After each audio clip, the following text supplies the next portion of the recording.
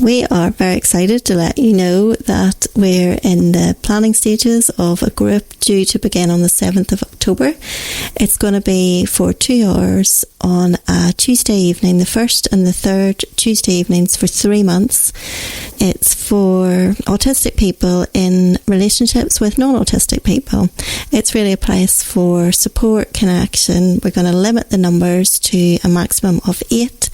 It'll be online. I think I've covered everything. Is there anything I haven't covered, Leo? For more information, go to autisticlicense.com/groups.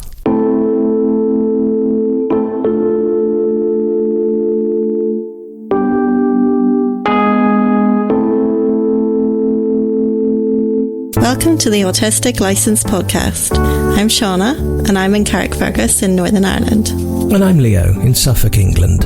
We invite you to listen in on our conversations as we experiment with unmasking in an autistic space. We talk about what it means to discover we're autistic as adults, especially with established careers as therapists. We want people to know that autistic therapists exist and to broaden the conversation about neurodiversity. You're so welcome to join us, whoever you are and wherever in the world you are. We hope you'll find something of interest and connection here.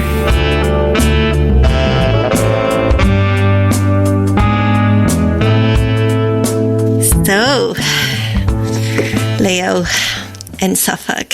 Yes. I don't know if by the time we edit and release this we'll have replaced the intro, but we need a new intro because I'm not Leo in London anymore. I'm Leo in Suffolk in England. You are still Siana in Carrick in Northern Ireland, Carrickfergus in Northern Ireland. Carrick is what local people say. It is, but you say Carrickfergus in the introduction. In the intro, I do. So exciting, hot off the press news. Leo has moved officially. Man, oh man. Yes, I'm a little bit sweaty and a little bit tired. There's sweaty again for us to edit out. Yeah, I don't know why you said that again. Because it's been a sweaty few days. Because I've been... That's how it is. It's the human body under strain. It's been a little bit warm, but that's all right. But it's been a moving house a few days. And it's done, and it's been done for a couple of days now. This is my 3rd day in the flat with all the boxes, but I do still have all the boxes. So that's a big job, which I would normally have just done through the week. But I made a commitment to sit my parents' dog back in London for the next few days while they go to Paris. So I'm actually driving back down to London today, which is Monday, and I'll be back here on Friday. Yes. And then I'll be back here permanently.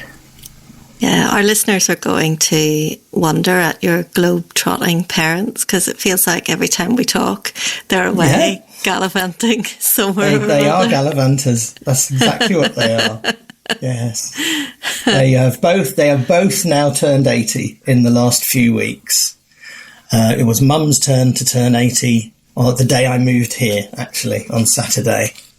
And they were globe-trotting then. They were on a week's holiday in Norfolk, which is the adjoining county to this one, to the north, so they actually weren't far away, and they were coming back to London on Mum's birthday, and they did pop in to see my new house on the way through, which seemed to go down well. Yeah. And then I followed them back to London to have a birthday dinner with my mum and family, and then drove back up here afterwards. And then I've been here since, and then I'm going back down this evening for to look after their dog. Or to look after their dog. And the move got postponed. It was meant to happen on Friday. And then there was a situation beyond anyone's control, which led to you having to do that thing that autistic people love to do and adapt moving your entire life by 24 hours. Yes. So that was quite a challenge. It was designed to test me, that's for sure.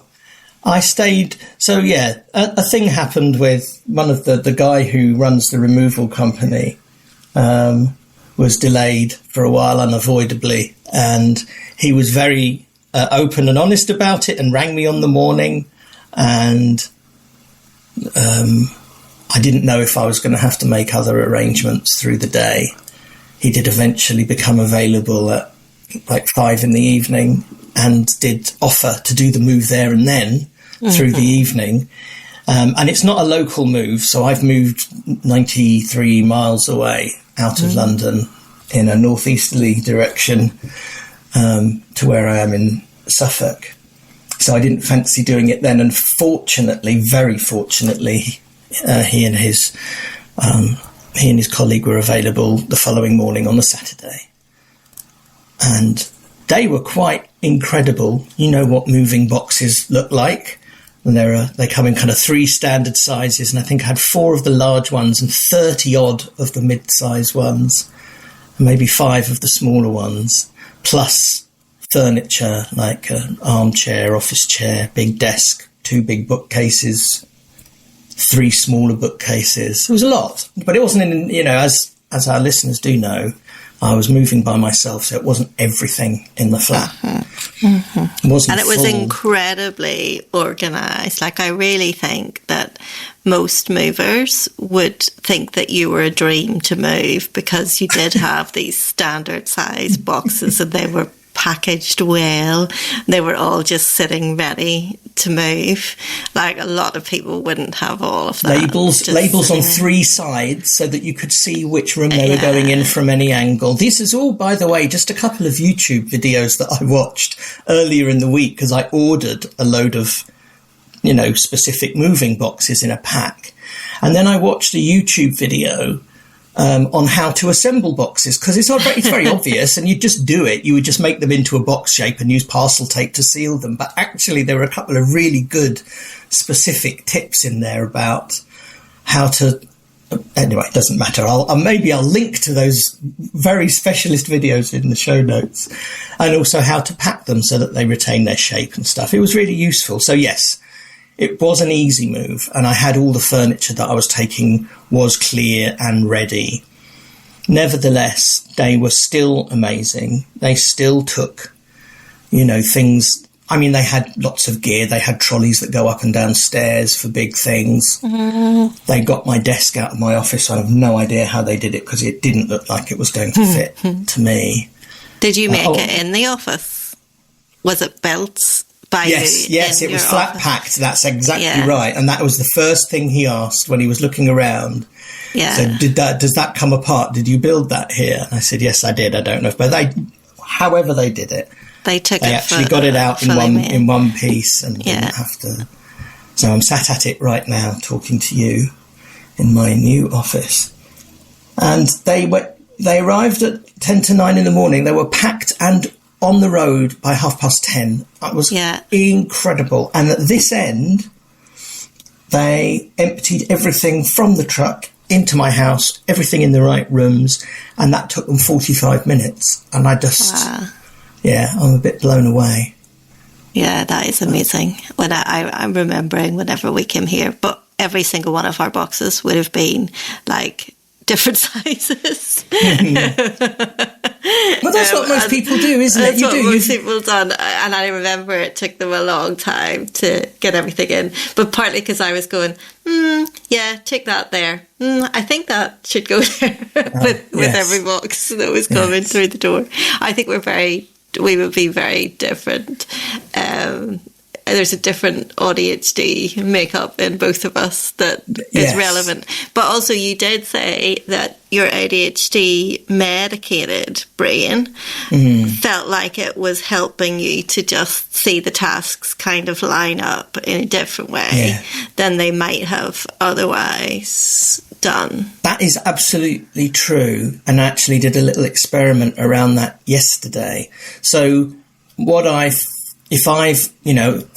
how many jobs are there in packing up a home and then moving it? It's thousands and thousands of individual steps. And normally I would have been overwhelmed just by the volume of them, and that would have been paralysing. But I did find that It's definitely, well, I assumed it was a medicated thing, that I'd taken my Ritalin and that was ordering my thoughts comfortably for me.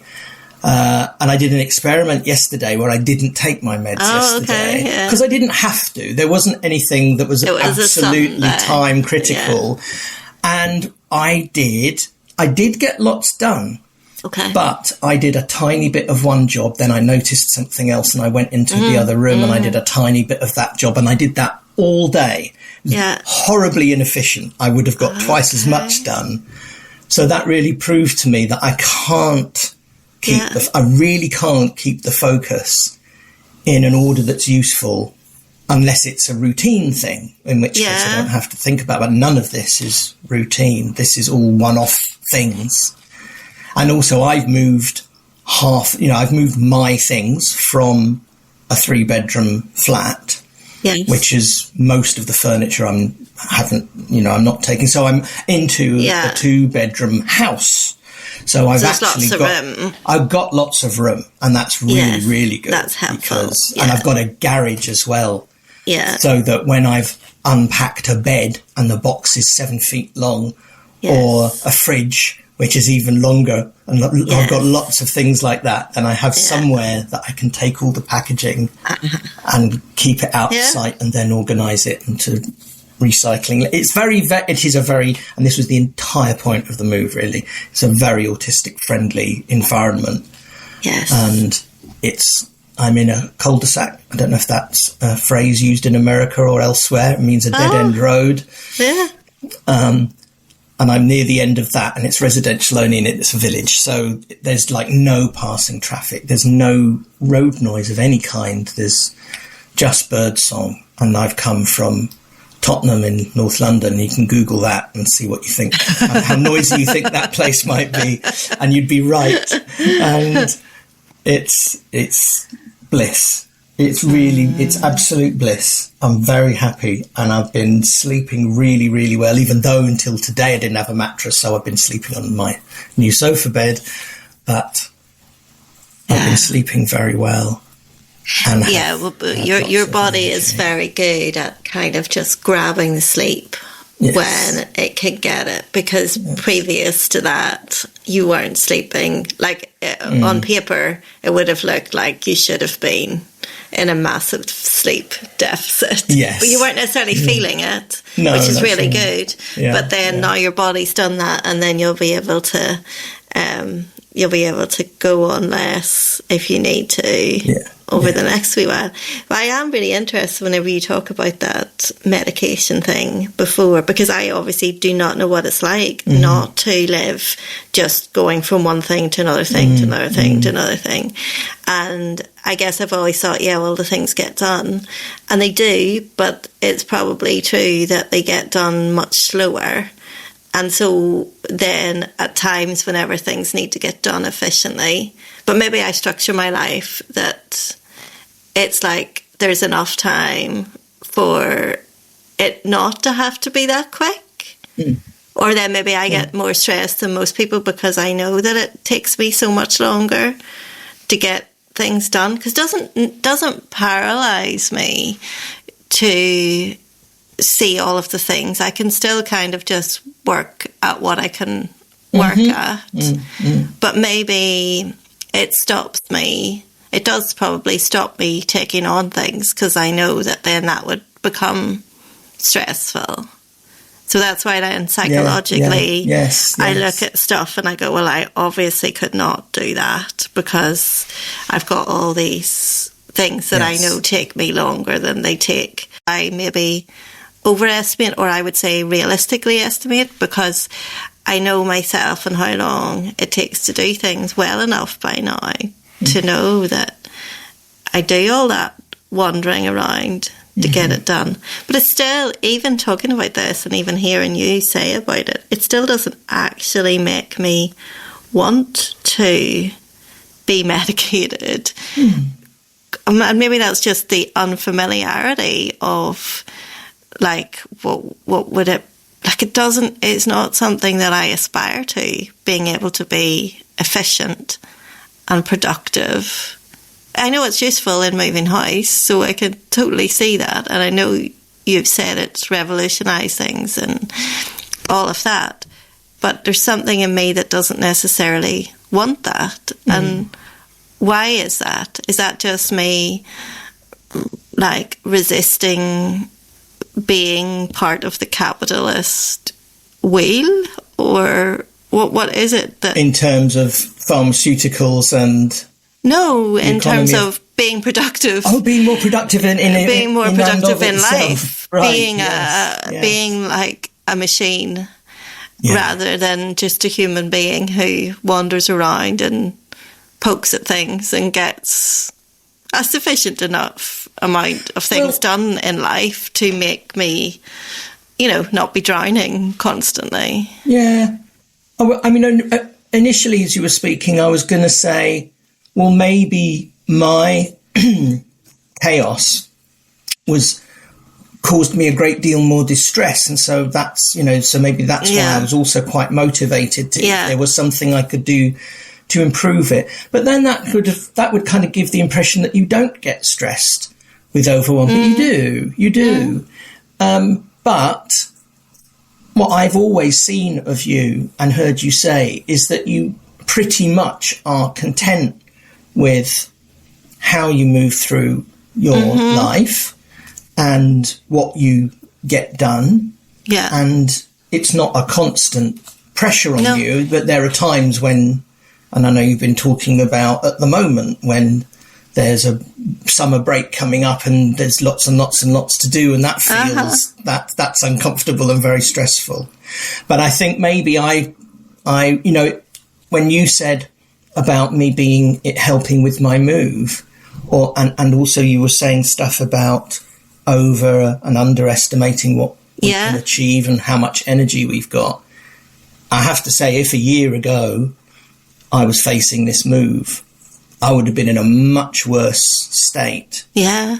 In fact, it would have felt impossible. Yeah. I think it really would have felt absolutely impossible, at least to do it the way that I've done it, in a big, one-off, big upheaval. And that's interesting, because that's definitely a difference. But also, and this was quite a revelation, and this literally hit, so I was due to move on Friday morning at midday. He had a prior booking. And I got the phone call to say it wasn't happening that day, or it wasn't happening for the time being, at maybe 9:30 in the morning. Yes. And I was all right. Even though I didn't know at that point that it would all go ahead the next day. Yeah, I just knew that I may have to find, and I was looking for alternatives. And finding other things to do. Removal people, and then using that time however productively I could to make the move easier, which I also did. That's right. I'd forgotten that. That's right. And one of the things that the guy said when the move was on at the end was, sort of, thank you so much for being so calm. Most people wouldn't have been that calm. Yeah. And I was thinking, I suppose I was. I mean, I didn't really register it because it wasn't a thing I did on purpose. But I did have a kind of, I've got all weekend, it'll happen. I wasn't under also just from a practical point of view, when most people move. Yeah. Their tenancy or their property is sold or whatever, it's an end, and someone have to be out in that day. And it is very, when my parents moved, there was a chain. This is like 3 years ago. And the exchange, the final exchange and completion thing, I should say, didn't happen until about 5 o'clock in the evening, minutes before the offices were going to close. And it was this awful, nail-biting. It was horrific, and that's most people's experience to some degree of moving house. Is really, whereas I did have the cushion of it didn't have to be any particular day. I wasn't going to be on the streets or anything, and my stuff it was highly inconvenient, and from an autistic point of view, it could have been a massive challenge. I don't know. I'm just kind of going back to what you said, because I don't know I get overwhelmed. Well, no, I don't get overwhelmed, actually. Not overwhelmed that it would paralyze me. I get overwhelmed in the sense that I think what you're describing is that I complain when I feel like there's too many of the same type of things that just need done. That's a different thing, I think, because then I don't feel any pleasure in them. I feel like it's just tick this, tick this, tick this. And even if I'm like going from thing to thing in my normal way, but I think that's what you're describing, when I feel like there's just, just a bit monotonous, and it's not overwhelmed though. But I do think there's something in my standards or my expectations would be lower. So if I had to do something like what you've just done, I would need to like block out a month, and you know, it would be more the psychological, you know, coming to terms with that is really how long that'll take me, because I will get to a place and I'll need to wander from room to room and half do this and half do this and half do this. That's knowing that, and not knowing realistically that I can't just do it hyper efficiently.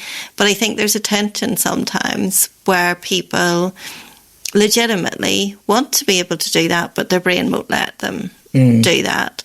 And there must just be something where I don't particularly want it. But then I also don't know if there's a problem with that, because then that means that maybe I pitch my, I'm going to say standards, because at the minute I can't think of the right word for it. But like I just won't do things. So it's not like I think, I could be... Expectations, is that? Maybe, like I could not be accommodated in it, so then I don't want it anymore. So, I couldn't go to that place because I won't be able to cope with it, or I couldn't do that because I won't be able to cope with it, or I couldn't do that because I won't be able to cope with it. And when you say it like that, it can sound like it's a choice, but actually it's just a avoidance of the overwhelm and the too muchness. So I won't apply. I'll walk out of that job rather than expect to get help to be able to do that job, or I won't apply for that job because it'll be too much for me and I don't want to have to not perform or something, you know. And so then it affects like my ambitions or what I might want for myself. And I guess a lot of people don't give that up so easily, as I think I actually did give that up, you know. And when it's actually a legitimate thing that obviously people want to be able to work full time, earn a certain amount, but for some reason it's been easier for me, or maybe it's just made me more content to let go of that.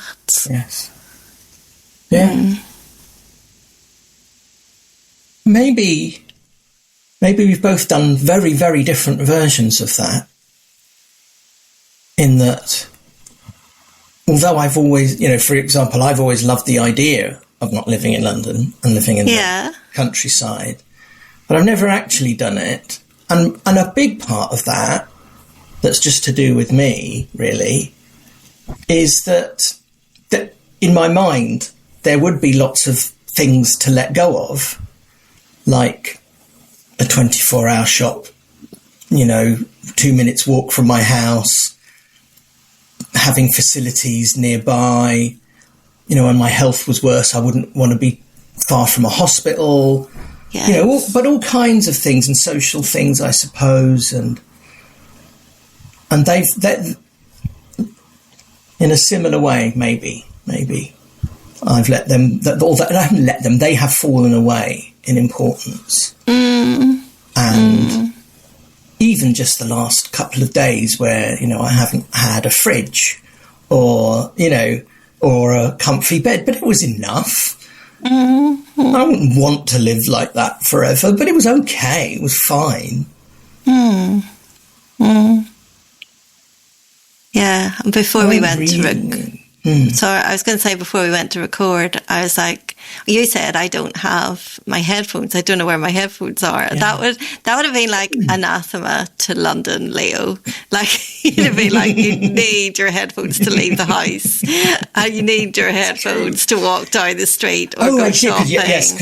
Or like you just you're talking about you're talking about from an autistic point of view, my noise cancelling headphones. You need headphones, yes. And yet you did not know where your headphones were, so therefore that accommodation was no longer required. Yes. Or at least I may have noticed it later, but it wasn't constant. That's right. Yes. That's right. And I think another thing we've both done in different ways is we've both touched on this idea of, consistency yet again, and inconsistency that, you were talking about. I noticed when you were talking about what you reframed as not overwhelmed, but something similar, like lots and lots of things to do. Some of those things. So there was a very stereotypically autistic feeling around the idea of moving house, that it would be a very long project for you, and that you have lots of adjustments to do psychologically to prepare for such a massive change. Yes, absolutely. Actually, so did you. I mean, honestly, absolutely. You did. It's a very, very long time. To work all that. Yes, all that through. So it's not fair to say in that way. But in terms of actually that wasn't the contradiction. That wasn't the inconsistency I was thinking of. Okay, go. The inconsistency was that from you. And then when there were all of these tasks, one of the off-putting things about them that you named was that they were repetitive and that they were just same. Yeah. And that, of course, then goes against a stereotype of what an autistic brain likes to do and is comfortable doing. Yeah, but that's because there's the ADHD in there. Yeah, exactly. Yes. That's true. That's also true. But even if it weren't, it's just useful, I think, for other people to hear that the stereotypes are there for a reason, because they often apply, but then suddenly there's something that's a curveball and that doesn't fit at all, and that's just an individual thing, and it's to do with the very specific context of how that came about. Yes, and that's what I often get picked up on. Yes. When people are going, maybe they're a little bit doubtful, or, the old "you don't look autistic" meme. Yeah. Is that, but you can do that. That's not what autistic people are able to do. Yeah. That's why I'm always interested in the seeming inconsistencies. It's that everything is so dependent on context and so many factors. Yes. Shall I list some of the coincidences? What coincidences? Well, I've talked about coincidences a lot because I enjoy them, and it's not that I always try to put meaning to them, but I do enjoy them. But I found through looking at my diary that when I moved into the first flat that I bought in 1999, you know what's coming, I moved in on July the 24th. And then when I moved into the flat with Rachel, although I was there on and off for a long time, the actual day that I put everything in a vehicle and brought it over in boxes was July the 24th. Mm-hmm. And then I spent my first night here before the removal van came with a car full of stuff, which would have been July 23rd, but there was a car crash on the motorway which delayed me, and I didn't get here till 12:30, so it was July 24th. And that is quite astonishing, because none of that's on purpose. And of course there's, it's almost a certainty when compared to the odds of winning the lottery, for example, but nevertheless, I do like those things. And the removal company that I chose, the guy lives a few doors away from where I've just moved from. Out of all of London, which is also something. It's also something, yes. Although if you hadn't have chosen him, then you might have moved on Friday, but then maybe that would have jinxed something else. Yes, exactly. I'm happy with all of those things being neat and lining up in a satisfying way. I don't necessarily believe it means anything, I'm also open to interpretations of that as well. Yes. What else can we talk about today? We're tired. I'm tired. We're both tired, understandably, I think. Yeah. Why are you tired? I don't know. I think I'm tired because I haven't had a long period of time off, and I think that's why, like, my cough is kind of lingering, and like I need a break. I'm just a little bit run down, a little bit, not that there's something that I'm really unwell or something, but just with, like, keeping going and having to do all these follow-up backlog of jobs that need done over the summer. I think that in terms of what actually comes together and in terms of the actual literal volume of things that I may achieve in the next week and a half before I take time off, it probably is legitimately what would make anybody who hasn't had a break yet feel tired. So I don't know if there's any point in putting this out, because I don't know if it's in any way, like, news or interesting to anyone at all. It's just that I still have this interest around it. So yeah, I don't know what my point is. Well, I'm tired and you're tired. Yeah. Yes, I know. And that in itself is not groundbreaking information. But first of all, that's not why we're here. We don't have to have incredibly interesting, useful. But you will have experienced, we both will have experienced our tiredness and everything else in an autistic way, because that's how we experience everything.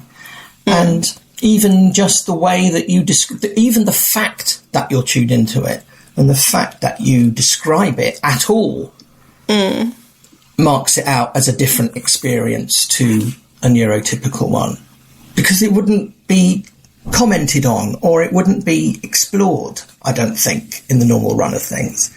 Well, even if the causes have something in common and a bit universal, the exploration around it is very autistic and detail focused, and there will be people who will resonate with those words. You see, I think a lot of people, I always find, like, a lot of people spend a lot of their life complaining about being tired. Yes.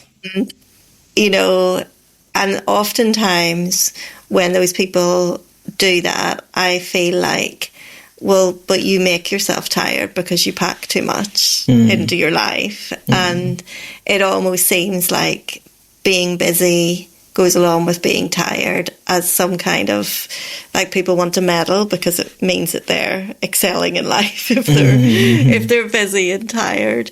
And I don't see myself as, I'm not a busy person. So I don't really fit that. And yeah, there's just something about it. Yeah, I don't think I've got anything else to say.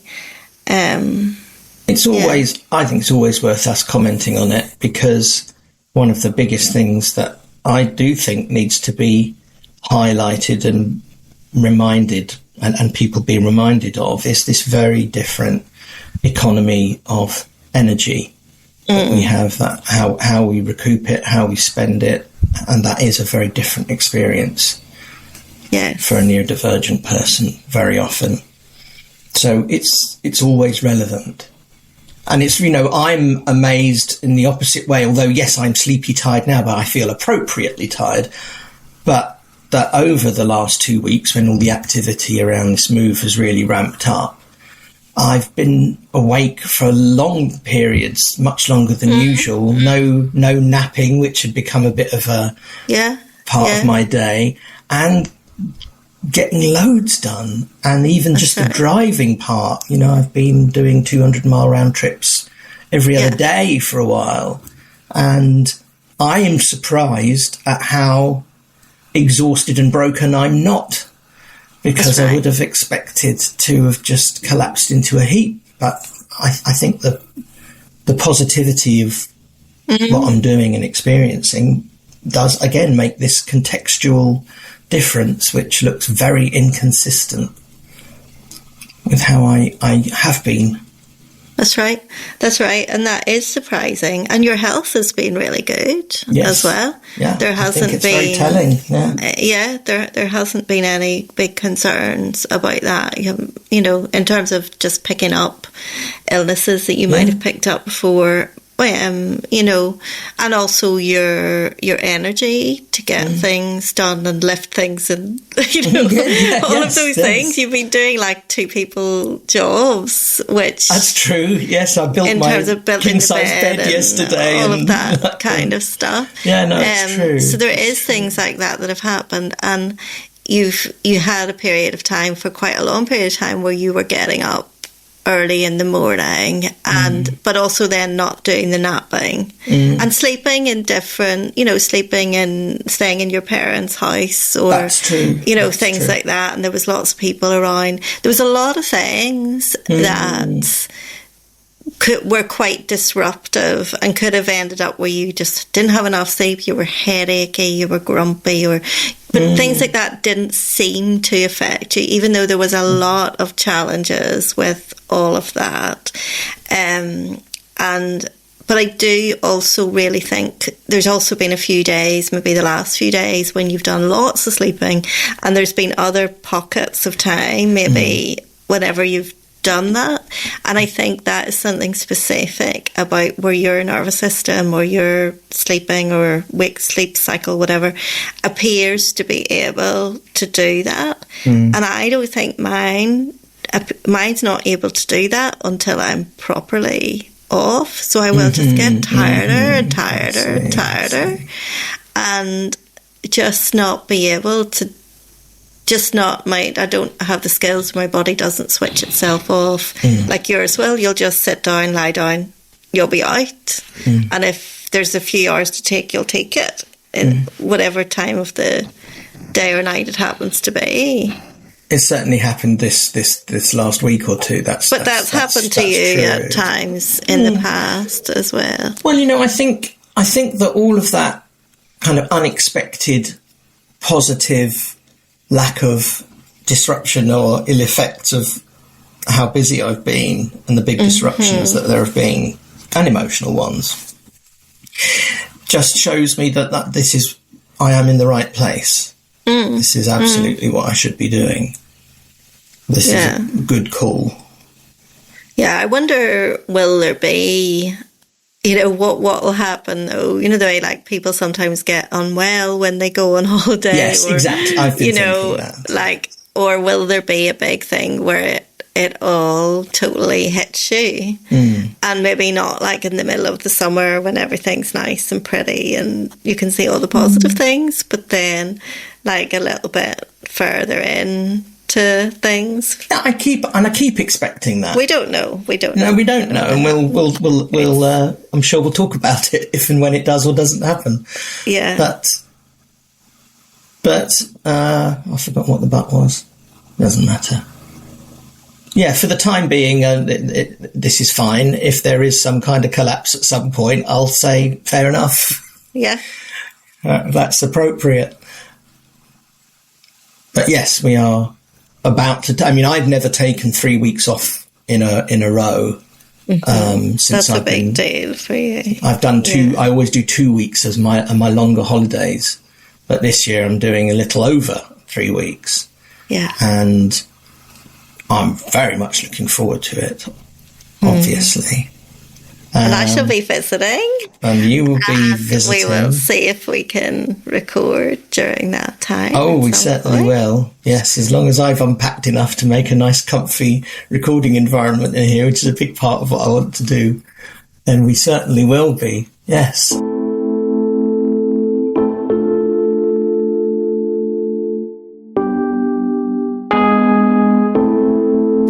So,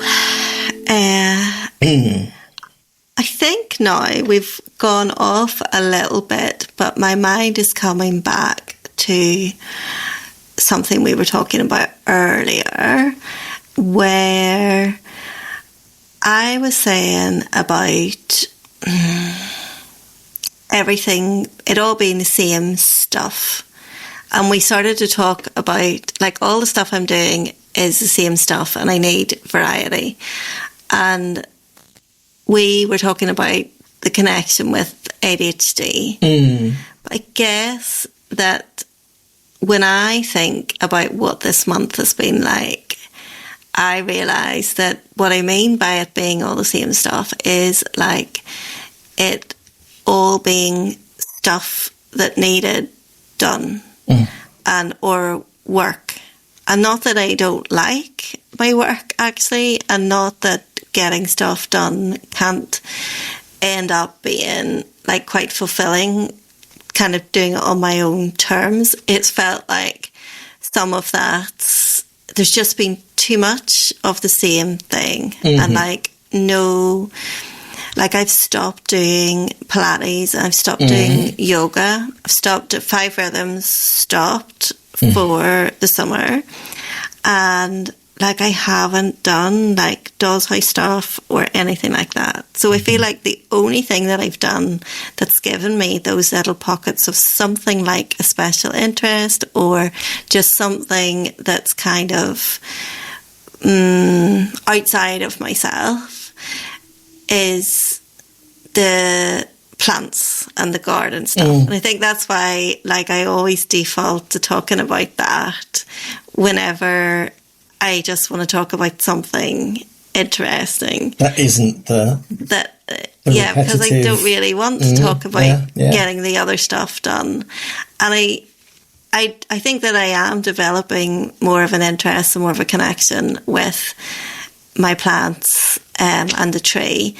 But I also think that it's because it's the only like different thing, because I've been actively choosing not to do some of the other stuff because I've really wanted to get, there's been so much work kind of stuff that I need for that I needed to get in kind of place for the new season, term, whatever you want to call it, because of changes that I'm making in my practice and like just time critical stuff that needs to be sorted out financially, and with having some access to work support, and you know, there's kind of a question mark over some whether I'll continue to get an ongoing benefit, to use a UK term,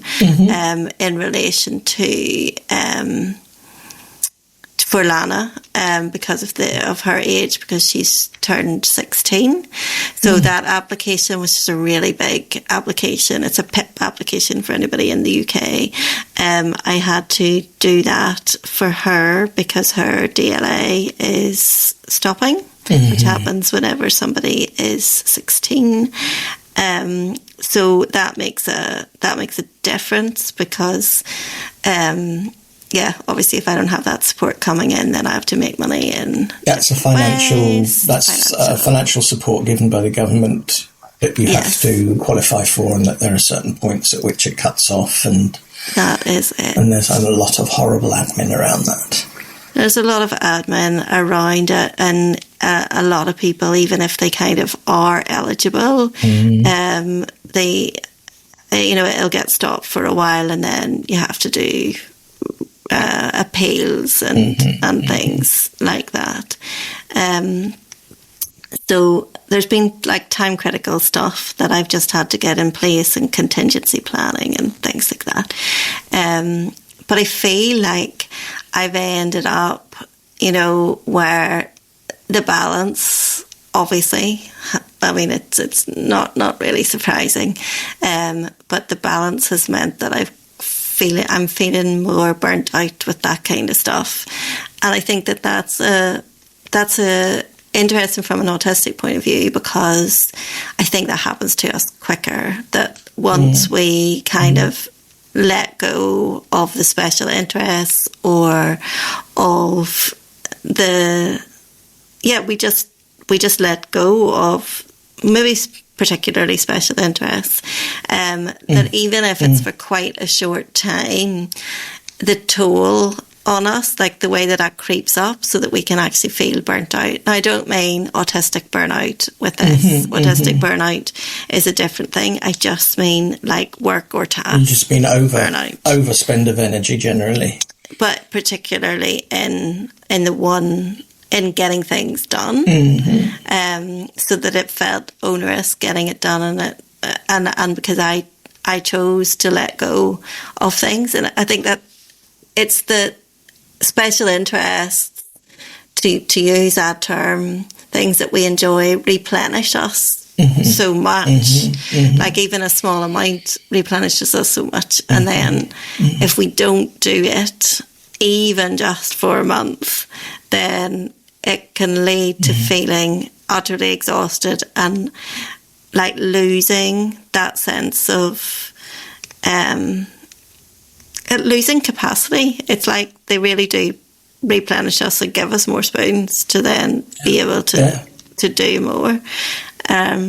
So I think that is why I'm so tired, rather than that it is really an excessive amount of work that I've necessarily done. So yeah, that was lingering from earlier on.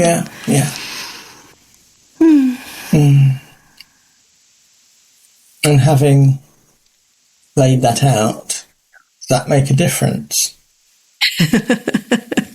Well, that's what you said earlier on. You said that like the autistic way of being tired, or how we talk about being tired, is different. That's what makes it autistic, that we have all that detail. So I think that kind of invited me maybe to do it, or maybe I would have done it anyway. But yeah, it does make a difference, even just to hear myself saying things. Externalising for everybody, I think, is usually beneficial. But there is something particular, I think, about laying things out verbally. And I will say particularly to neurokin, because it can often sound like nothing or inconsequential to many people, I think, because they can't relate. Even if you don't get something reflected back at you, just to know that it's been absorbed by somebody who can experience the same thing, and therefore it makes sense. Yeah. It's not necessarily about feedback.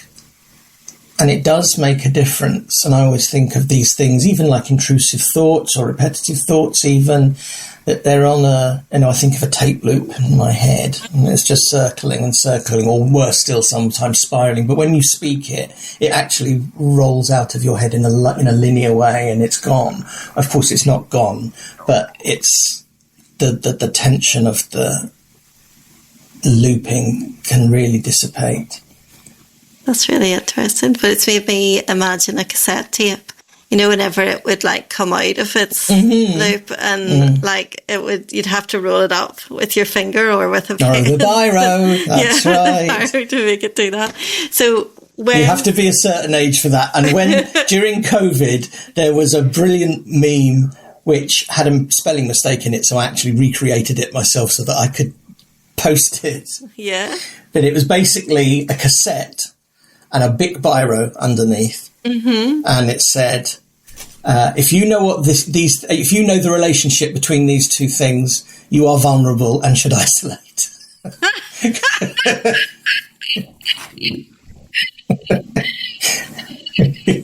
That's right, because I would know the difference, and I don't think that I was. No, but meaning you're old. Meaning you're old. Not vulnerable in that kind of. Although you did feel kind of vulnerable, didn't you? Because if it had your favourite song on, then sometimes it could get wrecked, and sometimes when you roll stretch it up at again, that point, it would stretch like, a little bit, or it would twist and do that. That's It would be just in the wrong kind of fit. I remember you used to pull it out and it had been chewed. Well, like, how did I and everyone around me not know that I was autistic when aged, I don't know, I suppose 10, 11, 12, I had a full editing kit with razor blade and a little holder and special tape so that you could repair broken cassettes and twisted cassettes. So I would sit there with the special editing block, making little razor cuts, getting rid of the bad bit and then overlapping the tape and putting the special editing. I went into the West End, to the only places where you could buy this specialist editing stuff. My goodness. Wow. I didn't even know that was possible. Well, yeah, that's how radio producers would make things. And even in recording studios, when you make edits of songs, it would be with a razor blade and sticky tape and editing. And I didn't know or understand any thought. But there you go, you see. We've gone off down a very specific path there, but it isn't yet another of the million billion things that pointed a big neon "I am autistic" arrow at me. At you? Yes. Well, but now I've gone back to the analogy of like someone that has a tape loop and then it gets all chewed up and then it comes out, and like, how do we? Well, you see, you could use that to talk about like memory reconsolidation and working with the patterns of what's looping, and how you could change some of those loops and do that together. Or just be with the person, maybe. I say, like almost like whenever it unravels like that, obviously you are very vulnerable. The loop has stopped, but you've got a chance to sit with that material with somebody else. Even and also they can't fix it, and you don't just need wound up and told to get back on with it again. You can actually just sit and look at what's kind of come out. You've made me think about the word remember, which I suddenly got incredibly fascinated by. Did we talk about this? Okay, that's fine. Sometimes I might say things that I've said before. Okay, I'll keep that to myself. Sometimes Leo does this all the time. All the time. Bloody men. Specifically you. Bloody Leo. I didn't say that. But you see, that's actually related to the process of remembering. That you don't remember. Things get reassembled, and you go, "Oh yeah, I'd forgotten that." You hadn't forgotten it; it just become dismembered and needed remembering. Yeah, that's a good link. Actually, we have talked about that before, but it does really fit here. Yeah, okay, you can have that. Especially if you're having deconstructing or reconstructing or recontextualizing experiences and memories so that they become less distressing.